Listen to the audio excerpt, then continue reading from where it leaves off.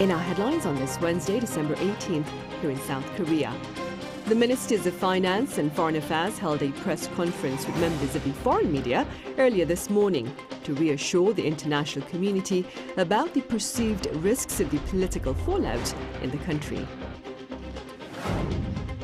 Meanwhile, the Constitutional Court holds its third press conference with regard to its impeachment trial of the president, confirming that the judicial proceedings will not be aired live to maintain order and prevent disruptions. And the Prosecutors' Office is transferring its investigation into charges of insurrection by President Seoul and former Interior Minister Lee Sang-min to the Corruption Investigation Office for high-ranking officials. Words of reassurance were shared by Korea's top economic and diplomatic officials at a press conference with members of the foreign media earlier this morning amid uncertainty over the potential broader ripple effects of the country's political predicament. Our Kim Bo-kyung covers their remarks and more. South Korea's constitutional system and emergency response mechanisms are functioning well, despite heightened uncertainties stemming from recent domestic and international factors. This, according to Deputy Prime Minister Choi Sang-mok, who also serves as Minister of Economy and Finance. The Finance and Foreign Ministries jointly held a press conference with foreign correspondents in Seoul on Wednesday to address concerns the international community might have over South Korea's economic and diplomatic situation. The government responded promptly to the volatile financial and foreign exchange situation following the martial law decree imposition and Yoon's impeachment, Choi said, stabilizing the markets. Political uncertainty, too, is resolving, according to Choi, with the budget and key tax bills being passed in the Nat'l Assembly on December 10th, through close cooperation between the government and both the ruling and opposition parties. While stressing how three major global credit rating agencies assessed that Seoul's political situation would only have a limited impact on its credit rating, Choi vowed to stay vigilant. We will remain vigilant and bring together all available public and private sector resources to manage the economy as stably as possible, given the possibility of market fluctuations and the potential dampening of economic sentiment. The Finance Ministry's top priority will be to maintain external trust and confidence in the South Korean economy. For this, Choi pledged to operate a 24-hour monitoring system for the financial and foreign exchange markets and enhance incentives for foreign investment. The ministry will develop plans to strengthen fundamental industrial competitiveness, and for the people's livelihoods, it plans to front-load budget spending into the first half of next year to bolster the economy.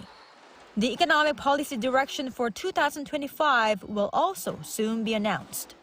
Meanwhile, though there could be some questions over the sustainability of Seoul's foreign policy, Foreign Minister Cho Tae-yeol emphasized he would fully maintain the current policy under the acting presidency.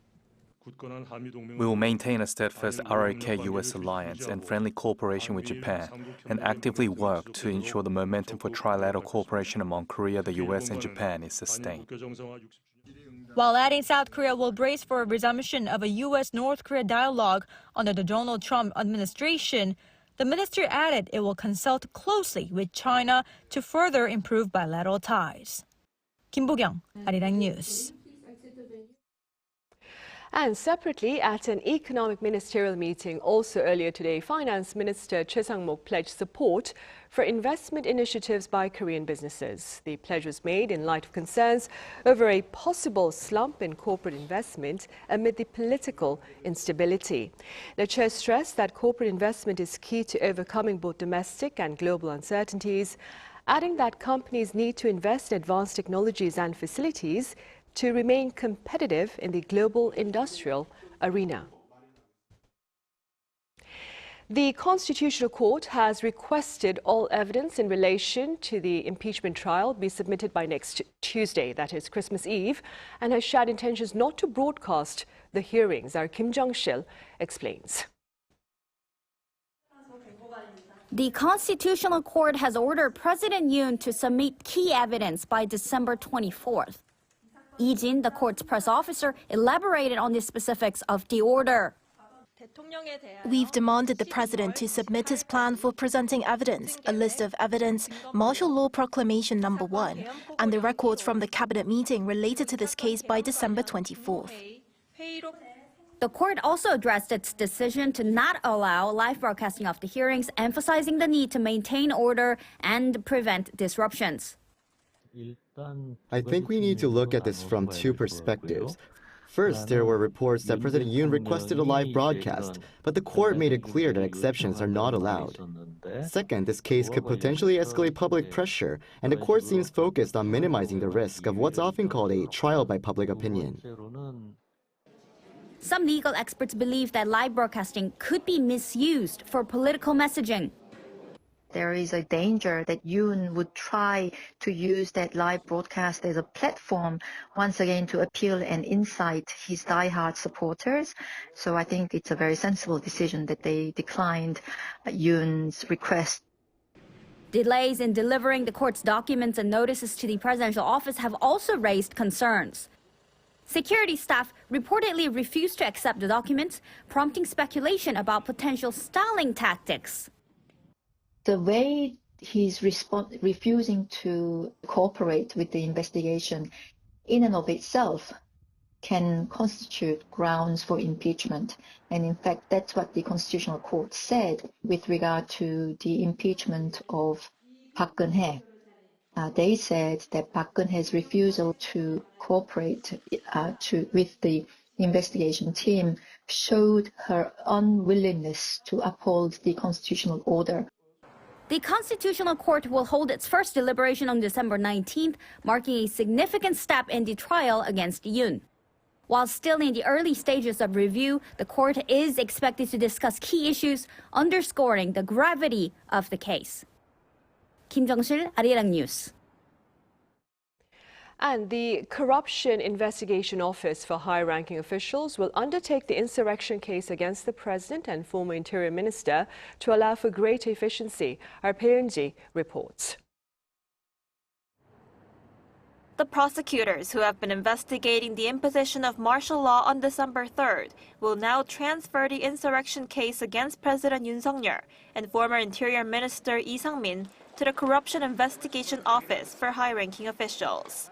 The prosecution service announced Wednesday that it made this decision after consulting with the CIO.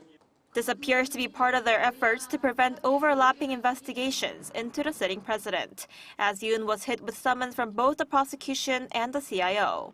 This comes after President Yoon did not show up for questioning on Wednesday morning, as requested by the Joint Investigation Team, which is a collaboration between the police, the Defense Ministry, and the CIO. The team said they would review sending another summons request. Separately, the special police team investigating President Yoon attempted to raid the president's security service center on Tuesday, but failed to get inside the building even with a search warrant. After a standoff of almost 8 hours at the gates with the security team refusing to cooperate, the investigators left at around 6 p.m. when the search warrant expired. The police have been aiming to get hold of the security service center's computer servers that contain records of phone calls, including those between President Yoon and the National Police Agency Commissioner General. President Yoon reportedly made 6 phone calls to the police chief on the night of the martial law declaration and ordered him to arrest lawmakers. This is the second time that the police have failed to conduct a successful raid of the presidential office. Investigators were also blocked by the presidential security team last Wednesday and obtained only a portion of materials through voluntary submission. Peunji, Arirang News. Meanwhile, the president's legal team addressed the press for the first time back on Tuesday and firmly denied allegations of insurrection. Our Iuni has details. President Yoon Suk-yeol will attend any public hearings for his impeachment review at the Constitutional Court, although his attendance is not mandatory. That is according to his lawyer Seok Dong-yeon on Tuesday, who said the president will confidently present his position in court if public hearings are scheduled, emphasizing that Yoon did not commit insurrection. Lawyer Seok, who is involved in the selection of Yoon's legal team, told reporters that from a legal perspective, the president is not concerned about insurrection charges, but because of the investigations, he will respond, likely to the trial phase. The lawyer emphasized that an insurrection is an action that is used to seize power, but a president is already in power. Therefore, the charges don't hold up legally. He stated that the focus should be on the opposition party's mismanagement of national affairs and violations of the Constitution. Lawyers Huk also outlined a three-way approach to the legal response: the investigation, the impeachment trial, and the court proceedings. Additionally, he clarified that the defense teams for the insurrection investigation and the impeachment trial will be separate, as they are fundamentally different. Meanwhile, no additional comments were made regarding whether the president will attend for the prosecutor's summons over allegations of insurrection and abuse of power. He also emphasized the need for coordination between the various investigative agencies regarding the issue of attendance, noting that a statement will be made in the coming days once these matters are reviewed and finalized. 이은희, Arirang News. And over at the Parliament, the heads of the ruling and opposition parties sat down today and agreed to put aside their differences and to amicably address state affairs. Our political correspondent Ishihu covers their talks. A first meeting between the leaders of the two major rival parties since the opposition-led push to impeach President Yoon passed through the National Assembly. The acting chairman and floor leader of the ruling People Power Party, Kwon Sung-dong, and the chairman of the main opposition Democratic Party, Lee Jae-myung, met on Wednesday afternoon to discuss ways to stabilize state affairs and the political situation at the parliament. There was consensus between the two leaders to lessen political offensives against each other's camps to restore stability at the National Assembly. We can recover from the chaotic political situation if we, the legislature, can refrain from over-campaigning and instead calmly put our heads together for the sake of people's livelihoods and security. Acknowledging each other, a bit of give and take, and finding the right compromises to reach mutual agreements is the proper role of politics. But sadly, the situation we have here now is a war instead of politics. But they also made respective suggestions, with Lee once again urging the PPP leader to accept his offer of a joint talk between the rival parties and the government. I think Chairman Kwon has a pessimistic view on the joint consultative body to stabilize state affairs that I've suggested. We, the Democratic Party, can be flexible in many aspects as necessary, but I think we need to have a practical consultation. And Kwon suggesting that the DP withdraw some of the opposition-pushed impeachment motions against government officials currently pending at the Constitutional Court of Korea. I ask that the National Assembly withdraw the impeachment motions that were overshoot and done as strong political offensives, to lessen the burden on the Constitutional Court and take the pressure off the state affairs that have been paralyzed by the impeachment motions. The rival party spokespeople told reporters following a closed-door talk between the two that they also talked about the economy, with PPP suggesting legislation to help the AI and semiconductor industries, and DP suggesting a supplementary budget and amendments to protect small-scale stock shareholders. This, as the opposition members of the National Assembly Committee working on nominating 3 constitutional judges to fill the empty seats at the court on Wednesday morning chose to replace its former committee chair, the PPP lawmaker Chung Jum-sik, with the DP lawmaker Park Ji-won to lead them throughout the upcoming process, while the PPP refused to participate in the meeting in protest.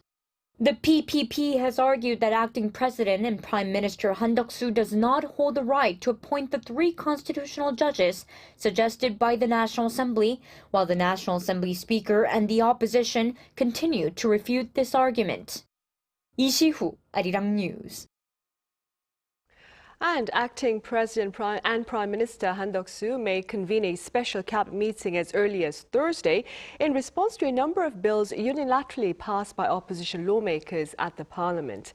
According to government sources, Mr. Han may exercise the right of reconsideration, or he may choose to veto the 6 contentious bills, including the Grain Management Act. He may also have to decide on opposition-led efforts to fill constitutional court vacancies, but it reportedly remains unclear whether he has the authority to appoint personnel, as while the president's executive authority has been suspended, his seat is not considered empty.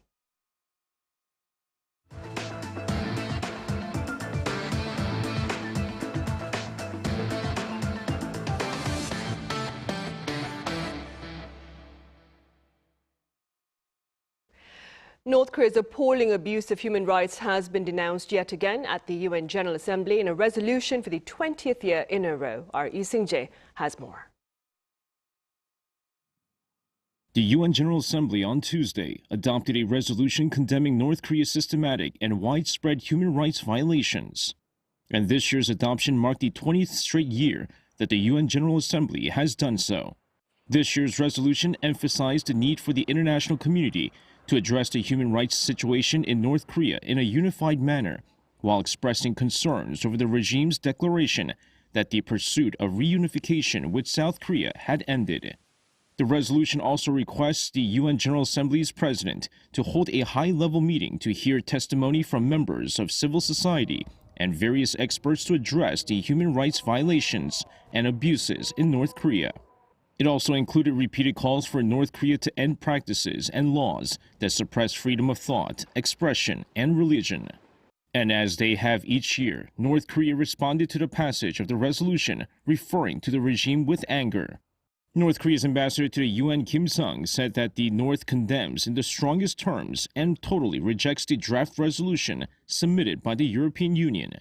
He called it a grave politically motivated provocation aimed at violating the dignity and sovereignty of its state. Kim also called the resolution nothing but a political plot and an anti-North Korean confrontational document that was completely fabricated with falsehood and distorted information by hostile forces. The UN General Assembly has adopted the resolution on North Korean human rights annually since 2005 to shed light on the regime's human rights violations and to renew calls for Pyongyang to tackle the issue. However, no progress has been made as the resolution is not legally binding under international law. Lee Seung-jae, Arirang News. Back on the local front, from AI-powered games to smart home gadgets, Korea is turning to technology to transform elderly care and to prevent social isolation within its aging population. Our Moon Hye-ryun shows us how. In one of South Korea's northernmost townships, a modest building is pioneering cutting-edge tech care services. Gwaninmyeon, Gyeonggi-do's first AI senior care town, brings AI care, medical visits and digital education to a place where seniors over 65 years old make up nearly half the population. This phrase's literal translation is the AI love room, which gives a hint as to what might be waiting for us behind these doors. So let's go and take a look. Twice a week, participants aged 77 to 89 gather here for AI-powered games and activities designed to prevent dementia and boost social interaction, bringing energy and connection to those living alone. Games like popping balloons on the table are great for old people like us who have no strength in our fingers. Seeing people face to face and talking to them is also a great source of healing for me, because old people are usually just at home. Augmented reality provides fun exercise routines to keep the participants active, while this digital kiosk helps seniors navigate those found in stores, banks and hospitals. It's important for seniors to have an open mind to embrace new technology in this digital age. I also hope new devices are developed quickly so that they're easy for seniors to use. But for those unable to visit the welfare center, a mobile app offers basic health checks, hospital bookings and a call service. And in the capital city of Seoul, smart care services for the elderly are available in the comfort of their own homes, such as this plug. It sends real-time data to a control center which is manned throughout the night, alerting staff to check in if appliances go unused for extended periods. An AI call service also checks in with senior citizens around the city. 오늘은 좀 어떠세요? 너무 피곤해요. Games, apps and call services may not seem like much, but they are vital to taking care of the country's aging population. With more single-person households and an aging population, the risk of social isolation is growing, but community staff and care workers lack the resources to check on everyone. As South Korea's aging population continues to grow, programs like these bridging the gap between technology and human connection ensure no one is left behind. Moon Hye-ryun, Arirang News. And we are counting down exactly 1 week to Christmas Day. And for those of you here in Seoul, we shed light on a few places that are seeking to share the most of the holiday season in the capital city. Our An Sung-jin was out and about. The year-end festivities have returned. It's the season where friends and families gather together to celebrate and get the feel of Christmas. Ornaments glisten and stars shine on Christmas trees, creating the perfect photo spot. Department stores have geared up for Christmas this year to attract visitors, and this Christmas market offers various activities, including a carousel ride. From glue vine to a giant Christmas tree, this Christmas market has opened in the center of Seoul. With more than 40 Christmas-themed shops, it lures in visitors with its vivid colors. It's been so busy that I didn't even know it was Christmas, but I'm glad I get to spend time with my kid out here like this. I love to be able to find typical desserts and stuff from Europe, let's say, and it's amazing because you have the spirit of Christmas here, even in Korea. In another part of the city, this digital media facade shows Christmas scenes through illustrations and lights beaming from the screen. The decorations here are so fancy. It's nice to be here. Though we're now retired designers, we've worked in this area for a long time, so it's nice to see all the decorations out here. Retailers are rushing to showcase their annual year-end decorations, not only for marketing their brand image, but also to help boost declining in-person. Stores this year have focused on not only displays, but more interactive spaces to keep customers for a longer time. A professor says these eye-grabbing attractions could boost domestic consumption. People tend to open their wallet when they're a bit more excited, and these decorations act as a catalyst for that. Not only for those actually passing by with social media, it induces consumption, leading to a ripple effect of drawing in more people. These Christmas decorations not only bring a festive atmosphere, but also a chance to boost the local economy. An Sung-jin, Arirang News.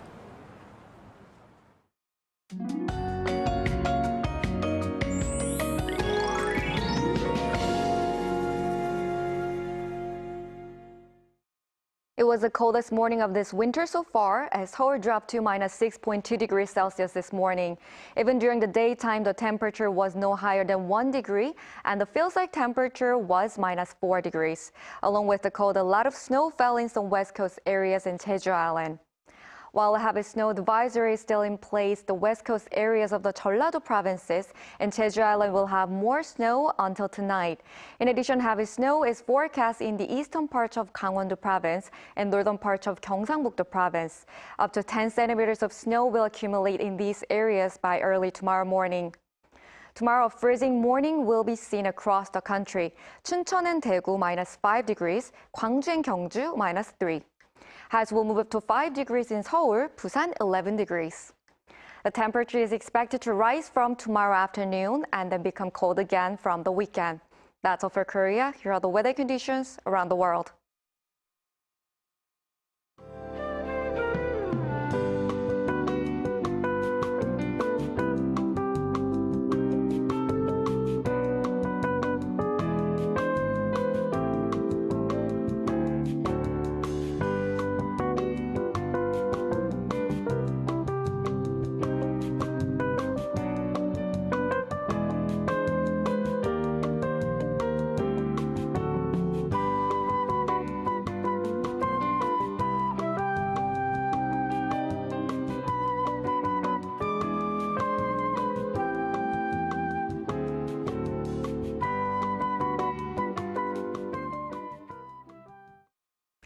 Those are the headlines at this hour here in South Korea. Coming up next is our daily panel session, and today we touch upon Korea's financial markets.